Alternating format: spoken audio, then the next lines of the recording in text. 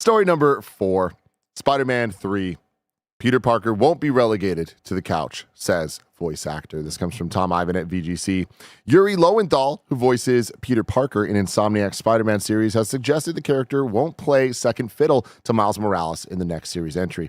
Really, really quick story. I was in Vancouver this weekend for my friend Vincent is becoming a father. Which is really crazy. So me, Curry, Danny, and Vince went over to Vancouver for a dadschler party, is what we called it. I thought it was like, I'm going to Vancouver to adopt a baby. Yeah. You my friends with me. No, I was like, this is like, whatever. Literally, it was like, hey, let's just go somewhere that's not here to go play Smash Brothers. Cool. That was it. That's awesome. And then guess what? The Airbnb HDMI wouldn't allow us to play, so we had to play Smash on the tabletop mode Switch. Not as fun. That's not so as disappointing. Fun. But we had a great time, and then we didn't really. That was our plan, just go play Smash Brothers. Was the Airbnb?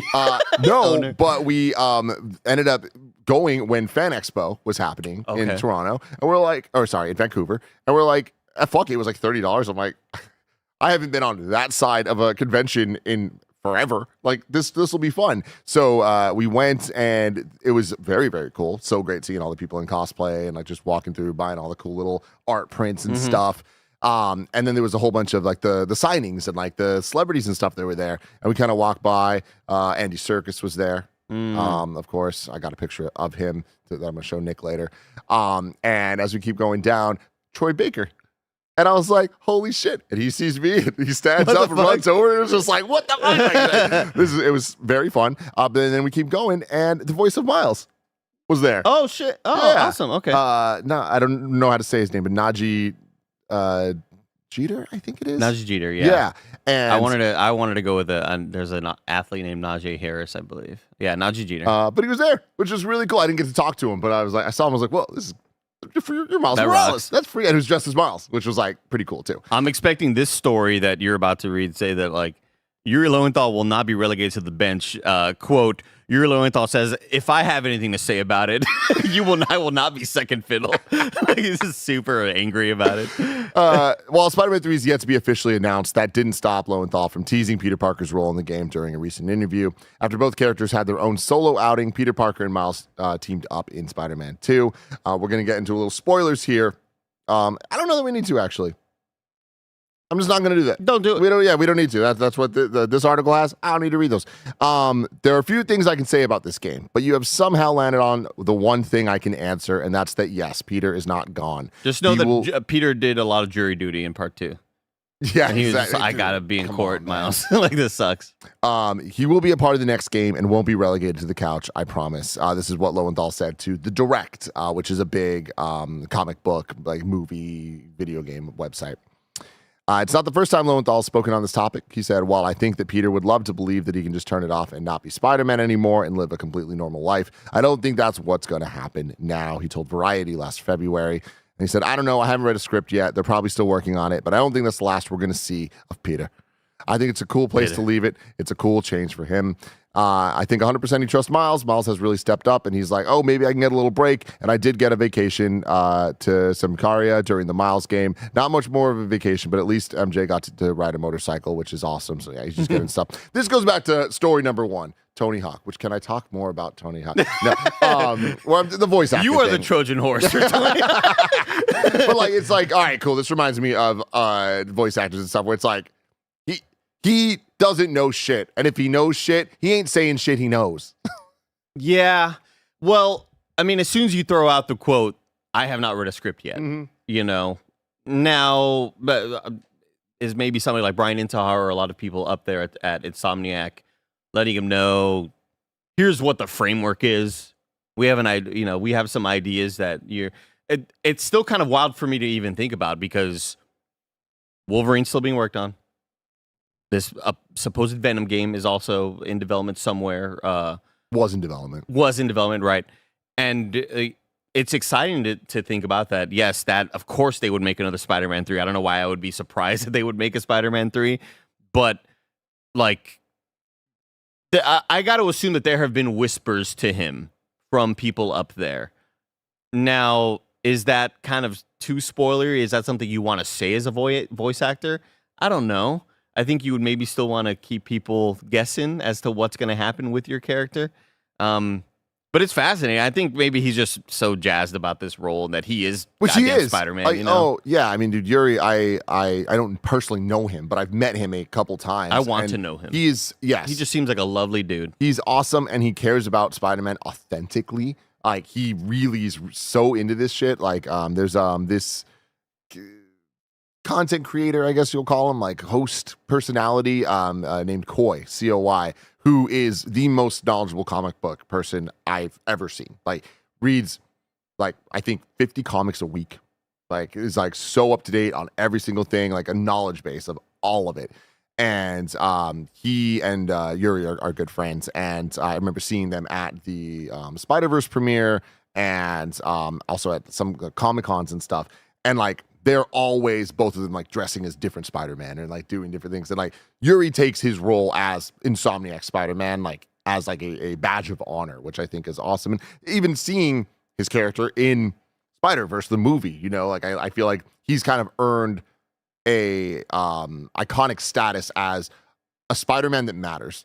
Sure. You know what I mean? Like one of the, if you're naming Spider-Man, if a new game were to come out in 10 years and it's like, oh, I want to unlock the Insomniac suit. You know what I mean? Sure. Like, that's going to be a standout for people. I mean, we already see that in Marvel Rivals. Insomniac suit in Marvel Rivals. 10 years, God, everything moves a lot quicker now. And for the Amazing Spider-Man, you hear that fucking Spider-Man ult call out, and it's like, oh God, I'm about to get destroyed by Spider-Man. Fighting a Spider-Man in Marvel Rivals, Tim, feels like trying to catch the in Karate Kid when he was trying to catch a chicken. Like, it's that impossible, Tim. Yeah. It's just the worst to fight against a good Spider-Man. Andy Cortez, you need to finish Cobra Kai. I know. Because I know you haven't, and I did, and I fucking loved it. Nobody's surprised. But more than that, I watched it again. Why? Because on my flight back from Vancouver, somebody was watching the last 3 episodes. Oh, nice. And I watched the entire thing over their shoulder. On their screen or just on their personal On their computer? phone. They had their phone kind of like set up. They're watching it, and I was like, yeah, so 3 aisles down, looking over someone's shoulder on a phone without audio. Excuse me, sir, can you get the brightness up there? But the amount of times I just went to myself. Nice. You know what I mean? God, so good. I mean, I still got to watch Invincible. Yeah. Haven't started that yet. I haven't either. I'm caught up on Severance. I haven't started that either. Oh, man, Severance is real good. There's too much stuff. There's a lot of stuff, Tim. There's a lot of stuff. It's so hard because Daredevil's next week. All right? Born Again. Next week? Shit. March 4th, dude. Fuck. We got Tony Hawk. And Dude, is Daredevil going to be in Tony Hawk? Think about it. Spider-Man was in Tony Hawk. Think about it. I still haven't seen season 3. Of Daredevil? Yeah. I've been trying to catch up, but I've been so busy and things keep happening. Then Gia goes to Chicago. I go to Vancouver. It's like, fuck, man. I have a week. I have so much shit I have to do, but I need to finish an entire season of Daredevil. Yes. Yes. And we have a lot of previews We have a lot of things and happening. Steam Next Fest. I know. And I know, man. Playing Monster Hunter Wilds. This episode is brought to you by me, Greg Miller. Chicago, what are you doing Thursday, April 10th at 7 p.m.? The answer? Coming to my live show. That's right, Mrs. Miller's baby boy is coming back to Chicagoland and putting on a 90-minute, one-night-only show live from the Goodwin Auditorium at Benedictine University in Lisle. I'm mixing a bit of Up at Noon with a bit of my best Comic-Con performances with a lot of my Chicago influences. I'm calling it a late night with Greg Miller, and it's going to offer never-before-heard adolescent tales, an interview with one of my favorite bands of all time, a conversation with Millie Ramsey about growing up in the internet spotlight, your live questions for me, and of course, tons of fabulous video game prizes. Get your tickets now at kindafunny.com/Chicago. And hey, Midwest people, we never do shows out there, so this is your chance to see a Greg Miller stage show. Indiana, Iowa, Minnesota, Wisconsin, we always talk about how we love to drive as Midwest people, so hit the road for an opportunity you may never get again. This is a fundraiser for Benedictine University. That's right, my childhood best friend Poe's school. So get your tickets now at kindafunny.com/Chicago, and I'll see you on April 10th. This episode is brought to you by BetterHelp. It's always important for us to be aware of a relationship red flags we should avoid. But what if we focused more on looking for green flags in friends and partners? If you're not sure what they look like, therapy can help you identify green flags, actively practice them in your relationships and embody the green flag energy yourself. Some of our best friends use BetterHelp and love how helpful it can be for learning positive coping skills and how to set boundaries. It empowers you to be the best version of yourself. It isn't just for those who have experienced major trauma. If you're thinking of starting therapy, give BetterHelp a try. It's entirely online, designed to be convenient, flexible, and suited to your schedule, and it serves over 5 million people worldwide. Discover your relationship green flags with BetterHelp. Visit BetterHelp.com/kindafunny to get 10% off your first month. That's BetterHelp, HELP.com/kindafunny, BetterHelp.com/kindafunny. More than a dozen NetEase studios are reportedly at risk, including Nagoshi, Quantic Dream, and Grasshopper. This comes from Andy Robinson at VGC. Numerous NetEase studios, including what I just said, are reportedly at risk of closure after the Chinese publisher decided to divest its international operations. Who saw this coming? Previously known for its popular PC MMOs and mobile games, NetEase has expanded significantly in recent years, acquiring and establishing studios from industry veterans in Japan, North America, and Europe. However, as the games industry continues to endure turbulent times, there have been signs that in recent months it could be scaling back its ambitions. Last month, it was confirmed NetEase had split from Vancouver-based Worlds Untold, the studio it founded with Mass Effect writer Mac Walters in 2023, as well as Seattle-based Jar of Sparks, the studio founded in 2022 by Xbox veteran Jerry Hook. Then earlier this week, it was confirmed that NetEase had laid off US-based developers behind Marvel Rivals, including its director, despite the game enjoying a hugely successful launch. A NetEase spokesperson denied to VentureBeat that these cuts were part of a broad scaling back of its international game development. However, now GameFile sources claim the publisher is indeed significantly scaling back and is actively shopping around its non-Chinese studios. One of GameFile's sources claimed NetEase plans to divest itself of the majority of its overseas teams, which could lead to the closure of more than a dozen game studios if they can't secure new funding.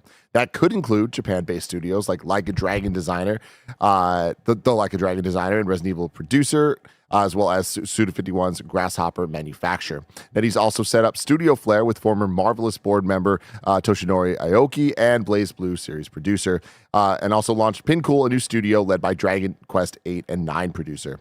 In the West, NetEase owns Detroit studio Quantic Dream, which is interesting to think about, and new studios from Call of Duty designer David Vondenhaar, Control's lead designer, and more, and has invested in GTA lead Leslie Benzie's Build a Rocket Boy. A NetEase spokesperson declined to comment to GameFile on the supposed cuts, but said that all studios and projects are in constant review and evaluation, and NetEase will determine changes needed to be made throughout the process. According to earlier Bloomberg reports, NetEase studios in Japan, including Nagoshi Studios, have been given time to wrap up ongoing projects, but are not receiving any more funding.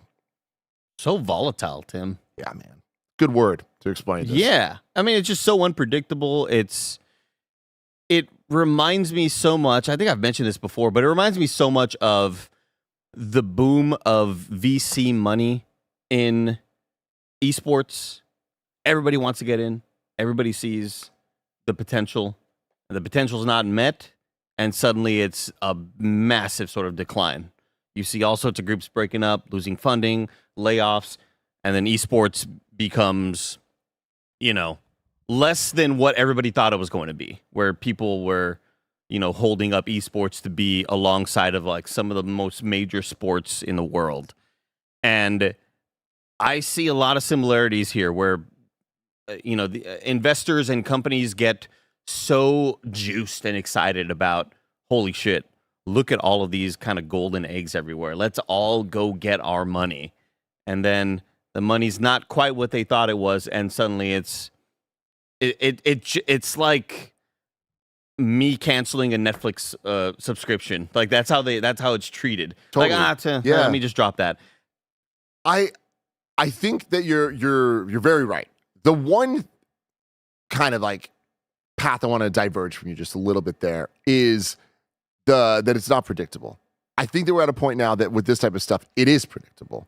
I do also think that it is very scary that we're entering this new world where there's enough money from studios and publishers that they can treat developers and teams like Netflix subscriptions that they can just cancel at any moment.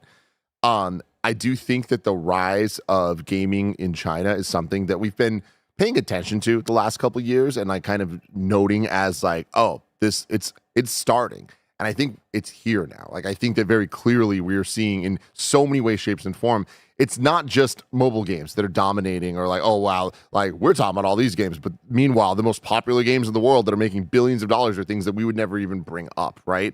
We're now talking about a point that we're talking about Marvel Rivals. We are talking about a game that we do talk about on this show and that we do kind of know people that actually play. And it feels a little bit, for lack of a better term, closer to home. And now we're also talking about studios like Quantic Dream, where it's like we're talking about known quantities that are at risk because of the whims of these moneymakers. The difference I see here is I almost don't see it as the esports boom of how do we make more and more and more money. This feels like how do we get a foothold in video games? You know, it feels like a lot of these acquisitions and even investments and support were kind of just to like get into the world of games in a different way. I don't know if I'm making a lot of sense here. Make a presence felt, and then like, well, now that we're here, now we can operate the way we kind of want to. Exactly, right? Like almost like a Trojan horse stuff. And like this sounds a little conspiracy theory, but like it feels kind of right. Like it feels like all right, cool. Now we're gonna do this our way and shed anything that is not extra weight. Exactly what we had envisioned for this. It sounds more sinister than. Well, it probably is. I mean, that's exactly where I'm at with that. But again, I don't want to speak out of turn on this, for sure. but it does. I look at this as an outsider to it all, and I do feel like there is a lot of supporting evidence that something like that is the case. And I don't think this is the end. We need Matt Piscatella to call in for the show. Let us know.